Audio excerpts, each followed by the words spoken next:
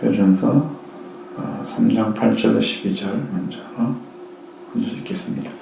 마지막으로 말하노니 너희가 다 마음을 같이하여 동정하며 형제를 사랑하며 불쌍히 여기며 겸손하며 악을 악으로 욕을 욕으로 갚지 말고 도리어 복을 빌라. 이를 위하여 너희가 부르심을 받았으니 이는 복을 이어받게 하려 하심이라.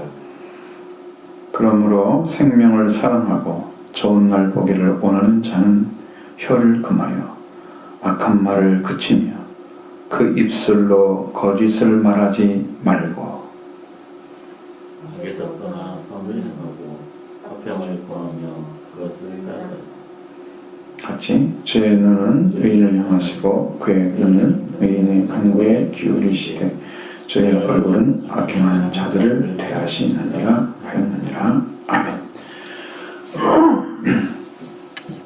이 말씀에 이제 인용하신 것은 시편 34편의 말씀을 이제 인용을 하신 거예요. 이게 지금 아주 간절하게 좀 이야기를 하고 있죠. 아내들에 대한 이야기를 쭉 하신 다음에 아브라함이 사라로 인해서 주라고 부름 받으셨잖아요. 그러니까 그게 영적인 위치를 찾으면 그 위치로 대해줘야 되는 거예요. 근데 그것을 모르면 끝까지 이제 관계가 세워지지 않죠. 그러면 여기는 평화가 사라집니다. 주님이 역사하지 않기 때문에 기쁨이 없죠. 그 관계는 이제 우리가 성경에서도 말씀하신 것처럼 우리가 주님의 형제를 대할 때에 분명하게 어떻게 대하라고 말씀하시고 계시잖아요. 우리 로마서 14장에서도 형제를 대하는 것에 대해서 쭉 얘기해놨잖아요. 잘못 대했을 경우에 그는 심판 앞에 서는 거다. 심판대 앞에 세워질 건데 형제를 없인 여기거나 함부로 하는 사람들 그러면 거기 가서 내 혀가 그 앞에 서자마자 그냥 막 이야기를 하는 거예요. 짓고 하는 거예요. 그렇게 형제에 대한 사랑 관계가 만들어져 있어요. 그러니까 우리가 형제를 대할 때는 예수님을 대하듯이 예수님이 우리 형제로 오셨으니까 그 형제를 대하듯이 그 예수님과 함께 살아가는 그 마음으로 형제를 사랑해요. 그래야 우리가 구원을 받되 큰 구원이 이루어진 사람이 돼요. 그냥 일반 구원이 아니고 여러분의 이제 또 23장에서 나오는 그 말씀 중에 처음에는 6월절이 나오고 초실절이 나오죠. 나옵니다. 예수님이 죽으신 부활 두 가지 얘기하고 있고 그 다음에 이제 두 번째 열매를 바치는 절기 그래서 77절이 나오고 나팔절이 나오잖아요. 신년까지 다 오순절하고 신년이 이루어지는 거예요. 그 다음에 속죄일이 있죠. 속죄일이 나옵니다. 그 뒤에 초막절이 나오고 있습니다. 그러니까 이렇게 길을 열어주신 것은 우리가 완전한 길을 예수님 통해서 지금 이루시고 열어놨어요. 열어놓으셨어요. 근데 그 형제가 거기에서 죄를 가진 자가 어디까지 죄를 가지고 멸망을 당할 수 있냐 그러면 성령 받은 데까지 가도 멸망을 당할 수 있어요. 이거 이렇게 해서 마음대로 되는 게 아니에요. 그러니까 죽지 않는다고 하는 것은 뭘 의미하냐면 죄가 완전하게 제거돼서 그 사람 안에도 완전히 죄가 돼서 죄가 주장하지 못할 줄 알미로다. 이 말씀이 이루어져야 돼요. 우리 안에. 예수님은 죄가 주장하지 못한다 그랬죠. 죽음이 그를 지배하지 못하고 싶어. 그러니까 그게 완전한 신의 자리에 쓴 거죠. 예수님은 원래 신이시니까 그 자리에 세워진 것처럼 우리도 이제 예수님처럼 죽을 수가 없는 자리에 세워진 그 위치가 죽음이 없는. 그러니까 우리 신앙은 구원에 이르도록 자라게 하십니다.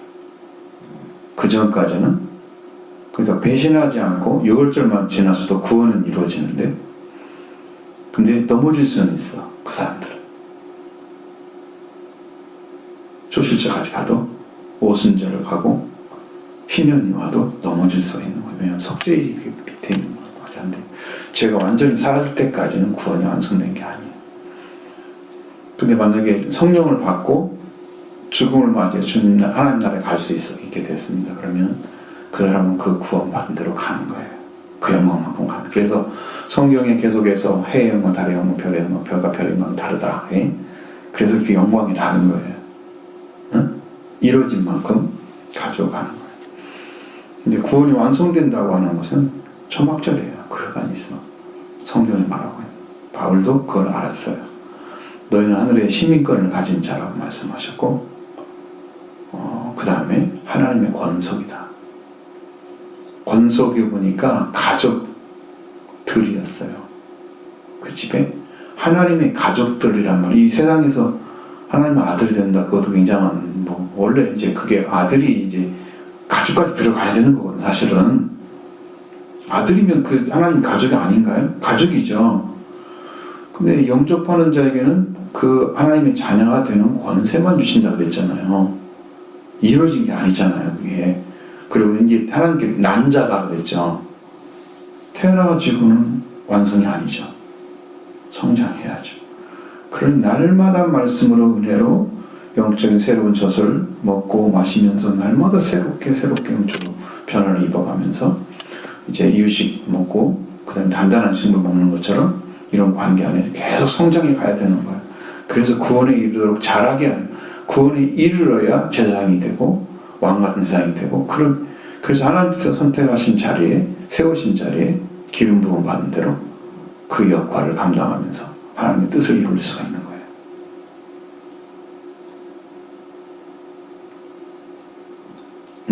쉬운 것이 아니야. 이 말씀도 안 듣고 순종도 않고 무슨 재주로 구원받으려는지 저는 모르지만 그것은 상당히 위험성이 많은 거예요. 이 복음을 들어서 오게 되면 복을 받지만 이 복음을 안 듣게 되면 또 그만큼 뒤로 떨어지겠죠. 그만큼 영광이 적어지고 또 말씀의 순종도 적어지고 본인이 하나님 나라에서 받을 상을 다 깎아지고 있는 거예요. 스스로 깎아먹는 거예요. 말씀 안 듣고 불순종하고 살지 않고 이런 삶을 살아가는 사람들은 그 일을 하고 있는 거예요. 무엇으로 하나님 그 인정해 주겠어요? 여러분도 생각해 보시면 쉽게 생각할 수 있는 게 잘 몰라도 충성하려고 하는 사람들이 있잖아요. 그런 사람들이 있죠. 그러니까 구원을 받는데 내가 예수님에 대해서 정확히 몰라. 그 사람이 속죄가 뭔지 정확히 몰라. 근데 주님을 그 영적인 위치는 찾아내지 못해. 이게 좀 우매한 것이 있어서 그래. 자기 안에 깨달음이 부족하고 또 지적인 것이 부족해서 이걸 찾아내기가 어려워. 응? 이해도 잘 안 되고. 그런데 예수님을 믿고자 하는 마음이 진실하면 하나님이 그를 붙잡아 주세요. 그렇게라도 해야 되거든요. 근데 그런 것도 안 하고 이런 말씀이 외쳐져도 듣지 않고 이러면 이제 큰 문제가 생기는 거예요. 그리고 나중에 하늘에 들어가서 땅을 치면서 통곡할 거예요. 그런 일을 벌어지지 않아야 됩니다. 그래서 이제 여기서 아내에 대한 이야기를 쭉 한 다음에 그다음에 이제 자리를 좀 찾아주라고 말씀드렸죠. 자기 자리를 형제는 자리. 우리는 이제 아내는 아내, 남편은 남편의 자리 있어요. 그러면 그걸 인정해줘야 돼요.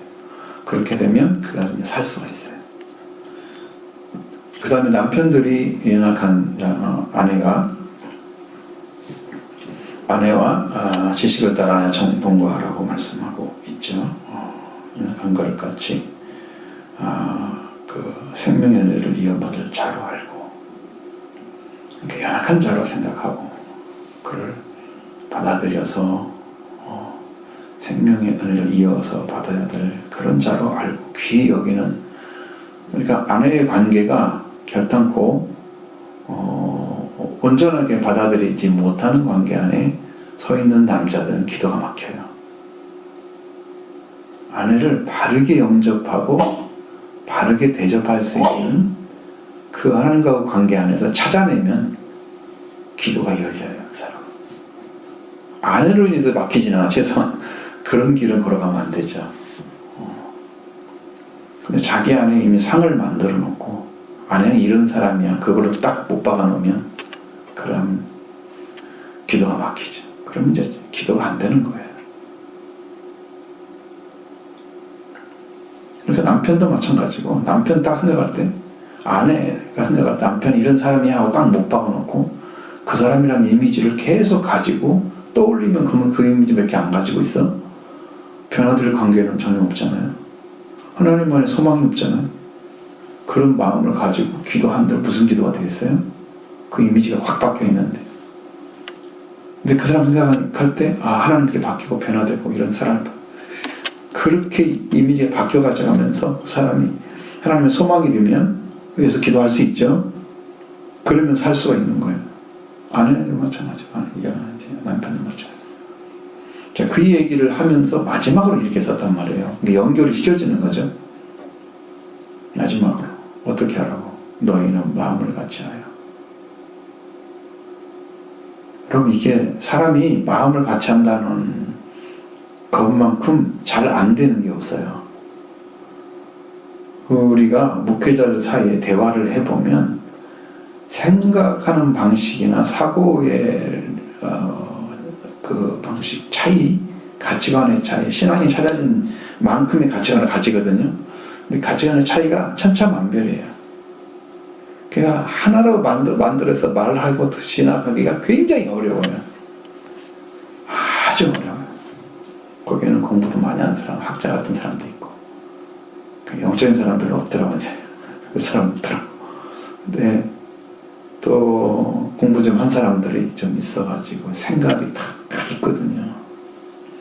이걸 내려놓고 같이 하나가 된다는 거, 이건요, 주님의 마음을 찾은 자만이 할 수 있어요. 그러면 다른 사람의 것을 내가 그 사람처럼 받아들여줘요. 그 사람의 마음을 내가 그 사람처럼 받아들여줘요. 그러니까 마음을 같이 할 수가 있어요. 근데 생각이 다양한 사람들이 똑같이 생각을 안 할 거예요, 분명히.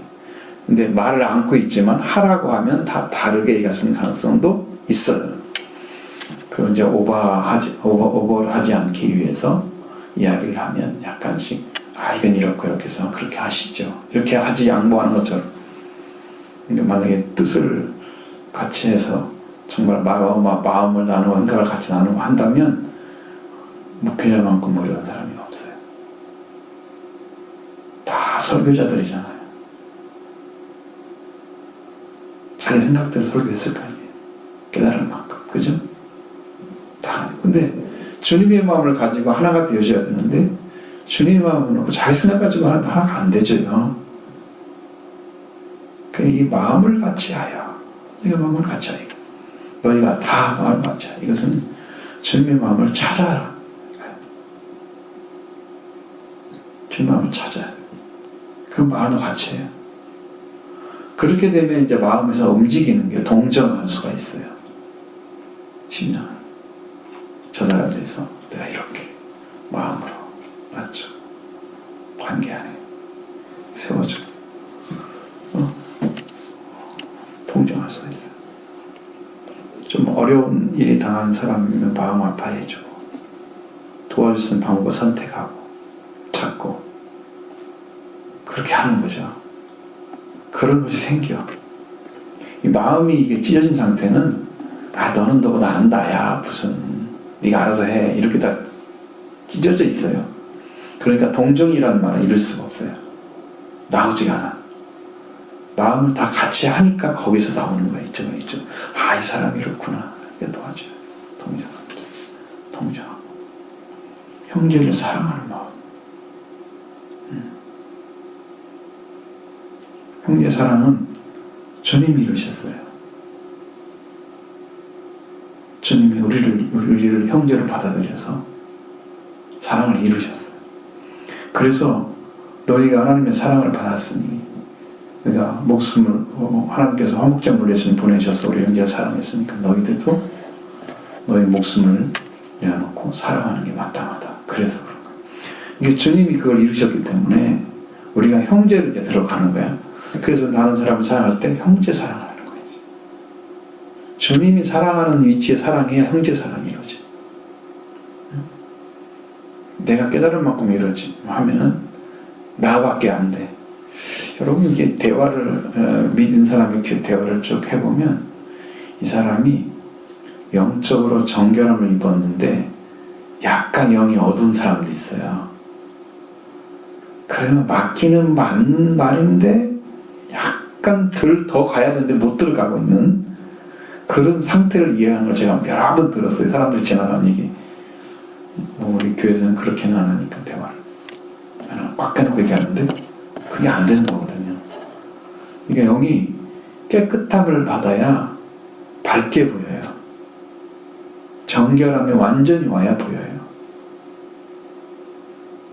그렇지 않으면 흐리게 보이니까 흐리게 보인 만큼 얘기를 하는 거예요. 부정확해요. 아닌 건 아니에요. 그래. 선명하게 말씀 따라서 형제를 사랑하는 마음을 찾으면 이게 됩니다.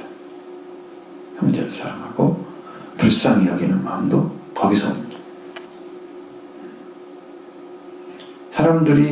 사람이 다투는 원인 중에 하나는 그 사람들을 나와 경쟁자나 어떤 관계에서 내가 이득을 취할 대상으로 보기 때문에 거기에서 싸움이 있어요, 항상.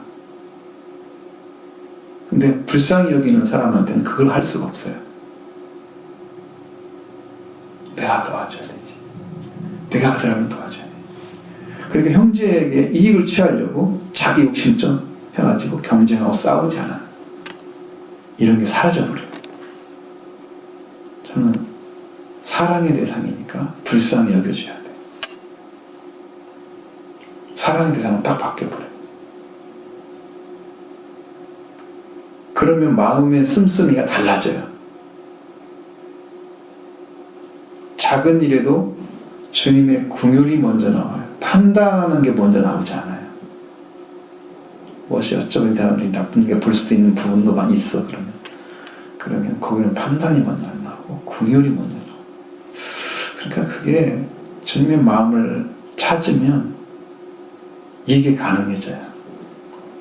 그래서 이것이 완전해지게 되면 모든 사람들의 형제로 사랑할 수 있는 관계가 이루어져요.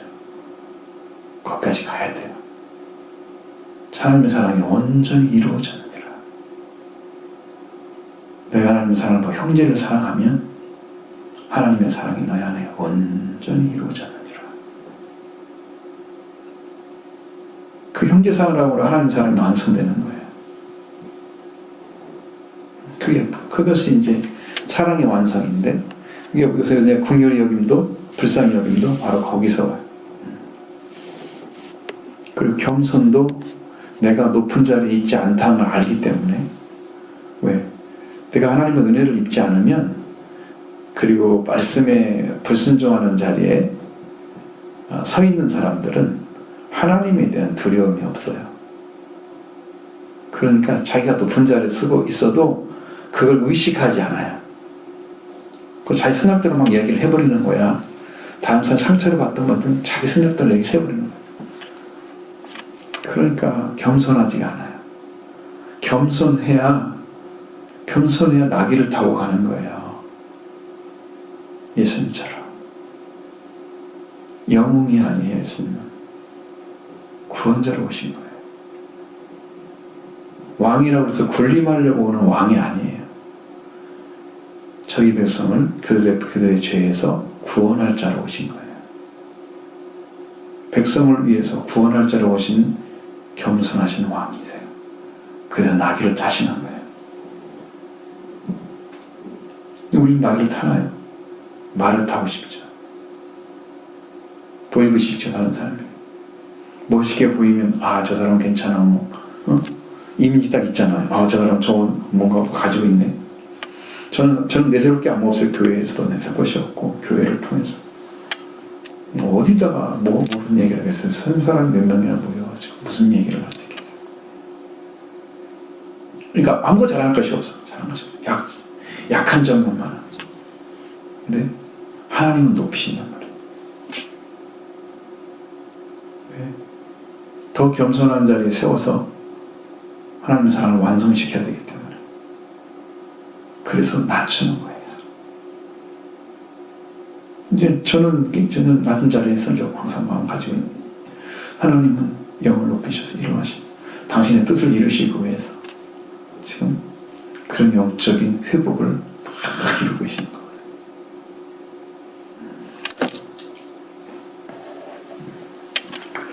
겸손할까지 우리가 가야 되고 그 다음에 여기서 말하는 악을 악으로 욕을 욕으로 갚지 말라고 말씀하고 있습니다. 악한 것이 있다 왔을 때 그 악한 것과 더불어서 동일하게 가면 내가 악의 선상에 서버리죠. 그러면 하나님의 선은 안 이루어지죠. 아무것도 한 것이 없습니다. 그 사람보다 못한 거죠 오히려. 왜? 그 사람은 악인이니까 그렇게 했을 거 아니에요? 나는 말씀 가진 사람이야. 근데 그렇게 하고 똑같이 해. 그럼 그 사람도 못한 거지. 당신 나은 게 뭐가 있어? 성경이 뭐라고 그래요? 그러니까 선으로 악을 이겨라. 악에게 지지 말고 선으로 악을 이겨라. 그러니까 선으로 이기면 되지. 악으로 하면 안 된다는 거예요. 거기는 그 말을 안 썼죠. 이 말씀에서 욕을 욕으로 갚지 않는 거예요. 모욕을 주고 모욕감을 준대. 다 똑같이 모욕을 줘가지고 동일하게 사람이 상처를 입히는 일은 안 해요. 최소한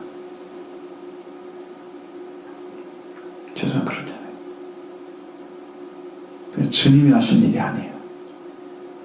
주님은 욕을 당하시되 욕하지 아니하시고 주님이 모욕을 당해도 같이 싸우지 않으셨잖아요. 최선을 안 하셨어요. 그러니까 모욕을 당하되 모욕을 하진 않아. 그걸로 안 갚았죠. 거꾸로 복을 빌어줘. 여러분 그 10년 때 어떤 상태가 되어져야 내가 그 사람 복을 빌겠어요? 앞에서 말씀하신 것처럼 이것이 다 이루어졌어야 돼요. 마음을 갖춰 동정하며 형제를 사랑하며 불쌍히 여기며 겸손하며 이 자리를 찾고 있어야지. 그 사람 바라볼 때 불쌍히 여기면 나오고 나를 욕하고 모욕할지라도 저 사람 하나님 불쌍히 해달라고. 아버지 하나님과 관계 안에 쓸 수 있도록 하늘의 복을 끊어버리지 마시고 복을 주시라고.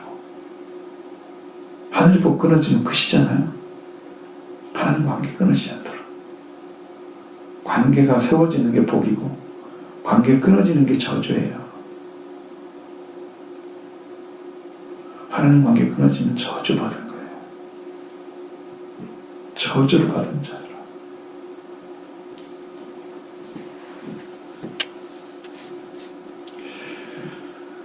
마귀를 위해서 준비된 그곳으로 들어가라고 이 염소들에게 얘기하잖아요. 저주를 받은 자들이라는 말이에요. 그들에게. 그 자리에 쓰잖아요. 우리는 우리 입에서 저주가 나오면 안 돼요. 모양이라도 버려야 돼. 악은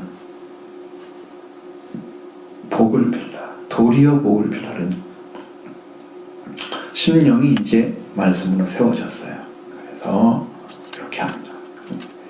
우리가 그 복을 빌리기 위해서 복을 위해서 부르심을 받게 됐습니다. 그러니까 그 복을 이어받게 하라. 하나님께서 창조하실 때부터 사람에게 복을 주셨죠. 생하고 번성하라. 땅에 충만하라. 땅을 정복하라.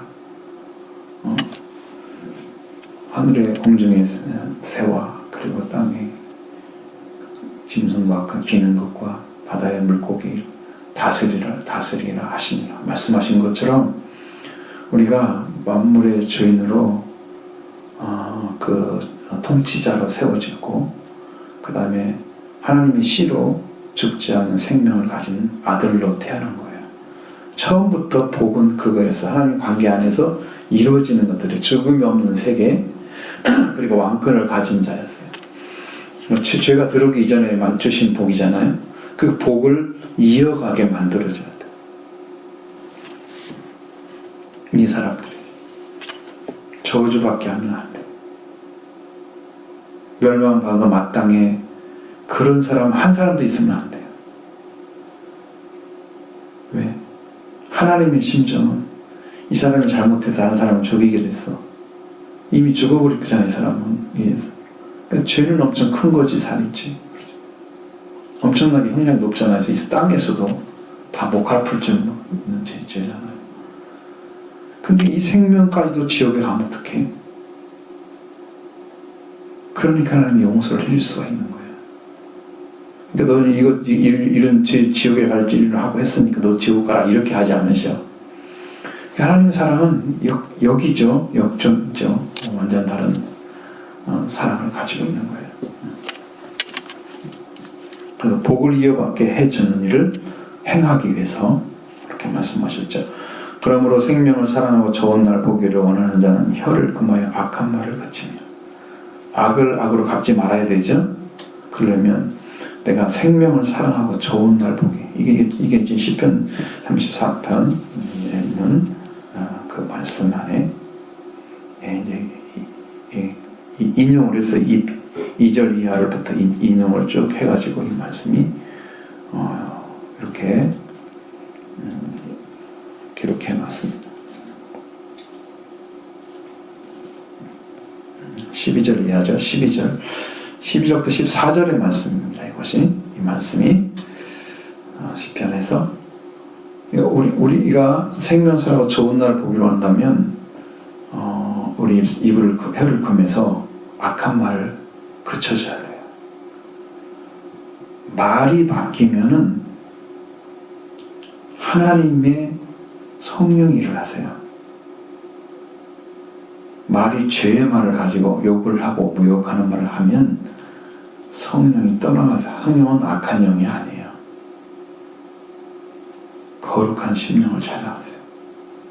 더러운 영이 조금 씻음 받아도 하나님이 역사하시거든요. 완전히 씻음 받기까지 역사를 하세요. 그래도 일을 하시잖아요.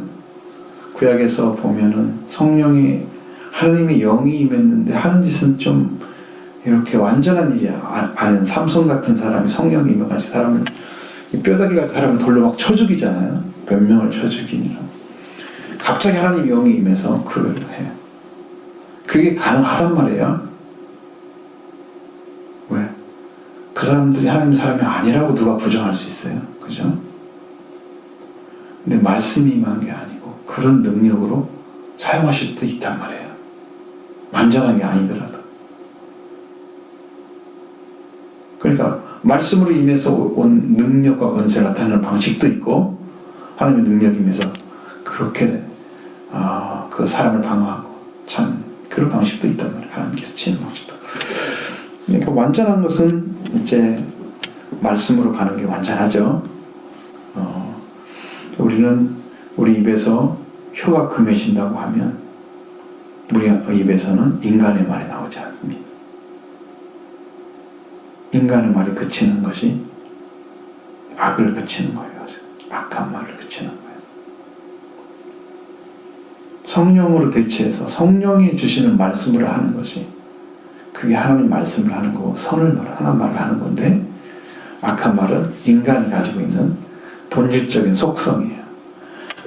죄를 본질을 위해서 나오는 지옥에 연결된 속성이에요. 그러니까 이 사람이 쭉 그렇게 가면 지옥에 가는 거죠. 결국은 그 속성 따라 가는 거예요. 이것이 딱 끊어져가지고 거기에서 오는 것이 딱 끊어져가지고 하나님의 성령으로 말을 한다면 이 사람은 하나님께 돌아오는 사람밖에 없어요. 입술을 거짓말을 하지 말고 또 지어낸 말을 해가지고 사람들에게 막 이렇게 말하고 저렇게 말하고 또 거짓말하고 다른 말을 또 바꿔놓고 막 이래요. 네. 카멜레온처럼 인간의 말도 거짓말을 하면은 그 거짓말이 색을 가지고 있어요. 더러운 거예요. 다른 사람을 더럽혀요. 그리고 더러운 말로.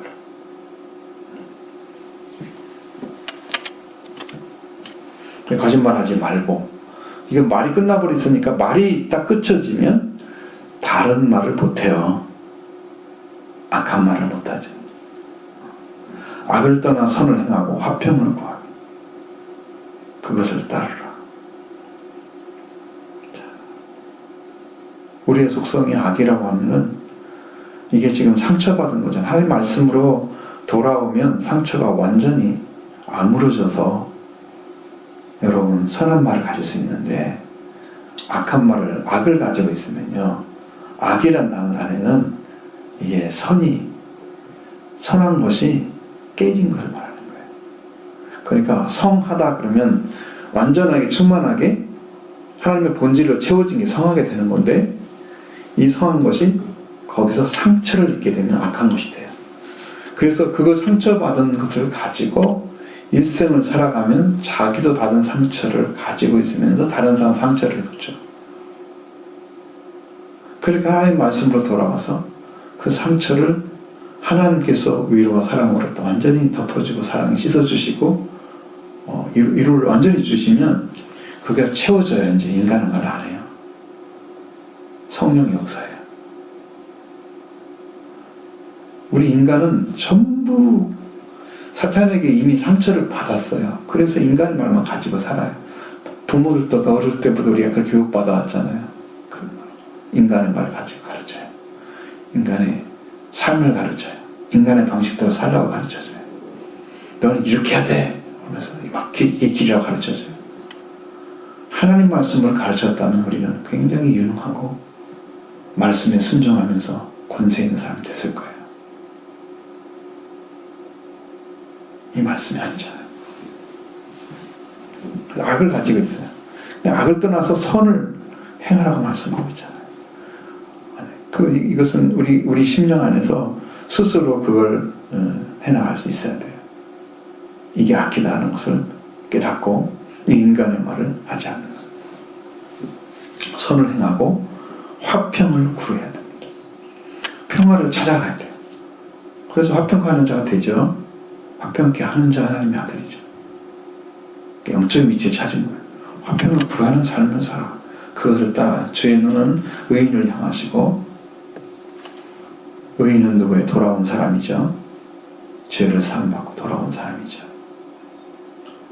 하나님이 누구를 바라보고 계실까? 누구를 보고 계실까?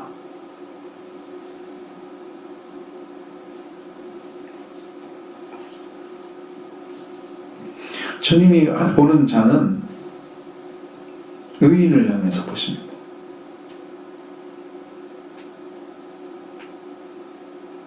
주님의 귀는 의인의 간구를 들으시는 거예요. 악인의 소리를 들으시는 게 아니고 의인의 소리를 들으시는 거예요. 성경에서 아주 특이할 만한 것들이 뭐냐면, 이스라엘 민족이 요셉을 알지 못하는 바로가 나타나가지고 괴롭히잖아요. 고통을 주잖아요. 그러니까 이스라엘 백성들이 여호와께 부르짖었다고 나오죠. 고통스럽잖아요. 약속의 민족이잖아요. 그러니까 그들의 부르짖음을 들으시고 여호와께서 아브라함과 이삭과 야곱에게 약속하신 언약을 기억하사.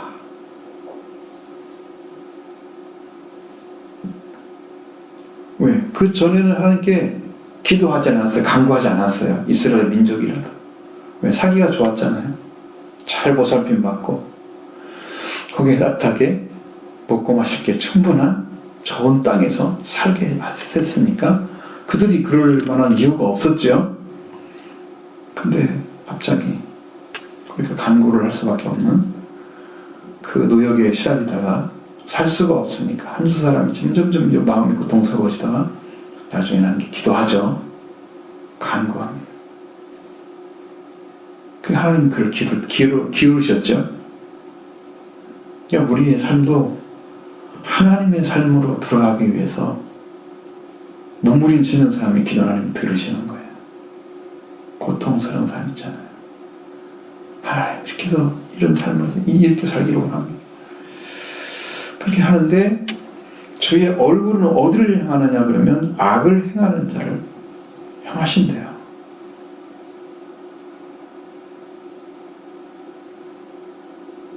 눈과 귀는 의인을 향하시고 얼굴은 악을 행하는 자에게 향하신다. 그 말은 그 앞에 둔다는 의미입니다. 얼굴 앞에, 얼굴이라는 것은 앞에 있다는 의미입니다. 하나님 앞에 악을 행하는 걸 보고 계시는 거예요. 그대로. 왜? 정확히 보고 계시기 때문에 심판이 가능해요. 그리고 우리가 하는 행위나 삶을 다 천사들이 와가지고 기록을 해놓습니다. 그래서 하늘에는 책들이 있어요. 생명책이 있고 그 책들에는 우리의 행위가 다 기록되어 있습니다.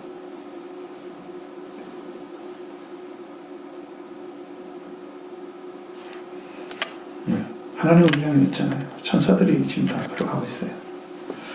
그래서 우리의 삶은 하나님을 향해서 세워지는 삶이 꼭 돼야만 되죠. 그러지 않고 사는 사람들은 그 생활 자체가 완전하지가 않아요.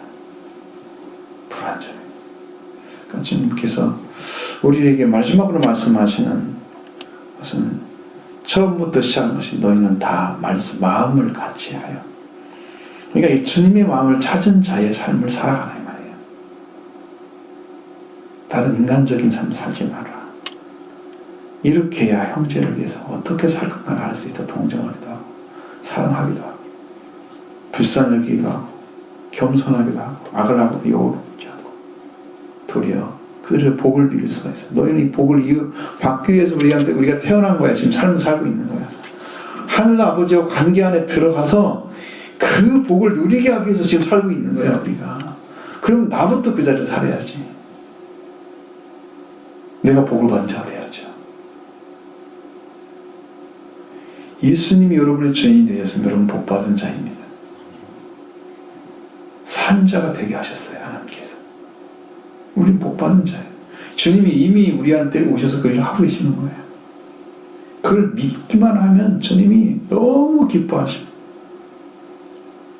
기도하면서 주님이 이제 나를 만나주러 오신단 말이에요. 만나게 되는 순간에 심령이 다 열려서 주님을 완전하게 보면 좋겠지만 뭐 그렇게 하지 못하더라도 주님을 믿는 믿음을 가지고 있어 감지가 영적 감지가 되기 시작하면서 여기가 청결한 심령이 돼요. 그럼 나중에 하나님을 볼 것이요. 마음이 정결한 자는 복이 있나니 그가 하나님을 볼. 그래서 이제 나중에 점점점 이게 영적으로 열려지는 걸 지금 얘기하는 거예요. 그 은혜 가운데 들어가게 되면 이 일 다 돼요. 말도 악한 말이 거쳐지고 악한 자도 대하는 태도가 달라지고 손으로 이겨야 되죠. 그래서 우리는 의로운 자의 삶을 살아주기만 하면 의인을 향하시는 그 우리 음성, 우리 눈을 우리를 바라보시고 우리의 귀를 기울여 주시고 그러니까 우리는 그 안에 살기만 하면 하나님의 길을 함께 걷게 될 것입니다. 그 은혜 안에 무궁한 하나님의 그 준비된 사랑 그리고 그 은혜가 가득 채워져 있습니다.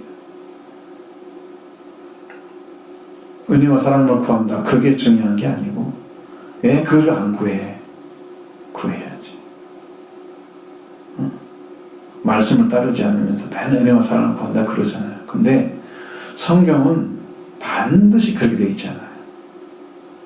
여러분 성경이 꼭 어떤 말씀을 행하니까 복을 주셨다 이렇게 되어 있지 않단 말이에요. 성경은. 왜?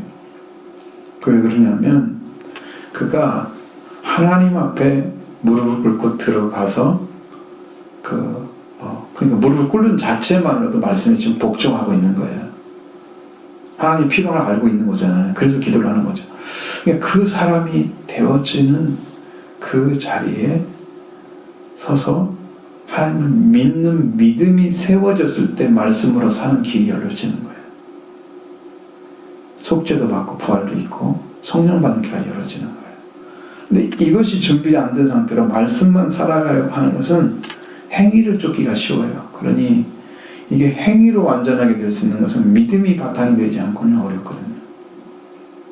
그럼 거의 거짓말이라고 보면 돼요. 저 사람 믿음 없는데 행위는 아름다워. 그러니까 이스라엘 민족이요 버림받은 거예요. 거기에서 하나님 하시대로 안 해요.